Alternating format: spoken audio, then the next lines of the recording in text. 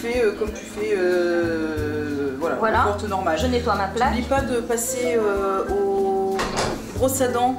Oui, sel, et vinaigre. Parce que là, vu que tes tailles c'est large, là tu risques d'avoir du cuivre. D'accord. Donc tu le sors, tu passes direct à la brosse. Ouais. Au 29 Grande Rue Saint-Nicolas, dans le quartier Saint-Cyprien, chaque mardi et jeudi, c'est l'effervescence.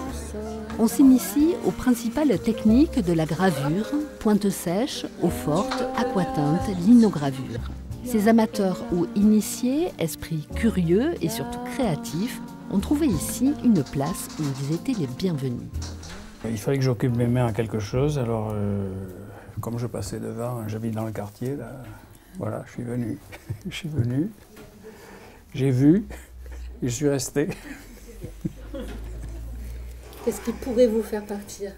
Oh non, je ne partirai pas, non, c'est trop bien ici. Au départ, je voulais faire de la gravure, mais la gravure en taille douce. Donc j'ai recherché un atelier de gravure sur Toulouse. Et par l'intermédiaire d'enseignants des Beaux-Arts, j'ai été conseillé, j'ai été dirigé vers Bilitis. Pour l'instant, je vais essayer toutes les techniques, aussi bien en taille directe qu'indirecte, c'est-à-dire avec les acides. Là, pour l'instant, donc j'ai fait un petit peu de l'eau forte, de l'aquatinte. Maintenant, je m'initie au burin. Après, je vais faire de la manière noire. Et puis après, je choisirai, je pense qu'il faudra, à un moment donné, que je choisisse une technique, que je m'y tienne, parce qu'on ne peut pas tout faire. La base du travail, ce sont des photos que je fais à l'école vétérinaire de Toulouse pendant les séances d'autopsie. Alors il y a des petites bêtes et puis il y a aussi des grandes bêtes, des vaches, que je traite plutôt en dessin parce que du coup je les fais à la taille réelle. Après les photos, je les retravaille à la palette graphique, numériquement. Donc j'efface beaucoup, je déforme parfois. Je fais tout ce travail de dessin numérique, d'effacement assez gestuel. Et après, je fais une plaque à la taille de la bête, quoi. Et cette gravure, je viens l'imprimer par-dessus le travail numérique. Donc c'est une sorte de travail sur la photographie, le photographique, le graphique, la série et en même temps chaque tirage est unique. Enfin, voilà. Bilitis est à l'origine de la création de ce lieu associatif, La Main Gauche. Il permet à tous de partager outils, techniques et un espace commun dédié à la gravure. L'atelier n'est pas très grand mais permet à chacun de circuler librement sur chaque poste de travail.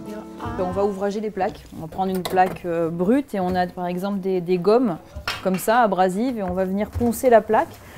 Le principe de la gravure en taille douce étant que plus c'est lisse et plus c'est blanc. Et plus c'est accidenté, creusé, et plus on a du trait, des noirs, des gris, etc. On est constamment en train de travailler avec des choses à la fois très sales et à côté de ça, des choses très propres. Donc on a des zones en fait, de travail qui sont bien sectorisées pour ne pas mélanger la découpe du papier blanc, par exemple, avec cette zone-là, qui est la zone de l'ancrage. Donc en gravure, il y a deux familles. Il y a la taille douce, c'est le fait de graver ce qui va être le trait, en fait, et la taille d'épargne, qui est l'inverse. On va épargner son dessin, c'est-à-dire qu'on va creuser ce qui sera les blancs. Ça, c'est une presse taille douce classique. C'est un plateau, en fait, qui passe entre deux rouleaux. Il y a plusieurs tonnes de pression. Et donc, en fait, quand on va tourner la roue, la pression va faire que le papier qui est au préalable mouillé va venir se mouler en fait dans les tailles. C'est d'abord l'endroit où on va nettoyer les plaques. Alors nous à l'atelier, on essaie d'aller petit à petit vers du non toxique ou en tout cas du moins toxique.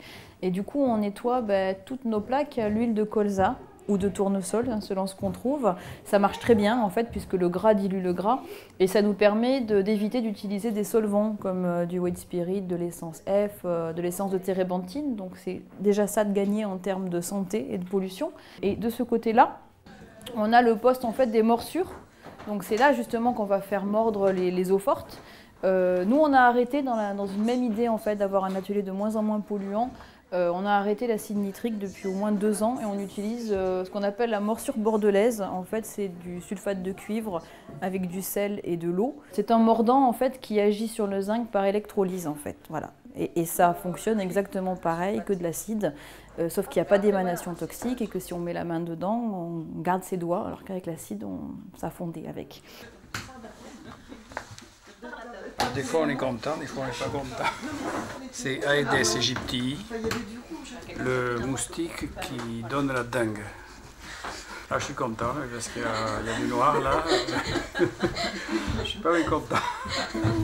Si la gravure a connu ses heures de gloire, son apprentissage, comme l'apprentissage d'autres techniques manuelles, disparaît progressivement du programme des écoles d'art. Mais la demande est bien présente, en témoigne le succès de cet atelier. Je pense qu'il a du succès parce que la gravure, c'est une chose qui est peu répandue et souvent qui fait peur. Donc moi j'ouvre mon atelier à d'autres en fait. Et je pense aussi que je suis une génération de graveurs qui défend le fait que la gravure est accessible pour tous. C'est un outil quoi, au service de l'art. Alors après la gravure c'est particulier parce que ça se fait sur un temps qui est long, il y a plein d'étapes différentes, on est à la fois dans un rapport à la matière, donc la plaque de métal ou de bois qui est fort, en même temps on fait un peu de chimie avec les produits, les acides, les vernis, etc. Il y a la partie ancrage, impression qui ressemble à un travail parfois de peinture, si on fait du monotype on est vraiment dans un travail de peinture ou de la vie à l'encre. Il y a le rapport au papier, donc on est vraiment sur des dimensions multiples.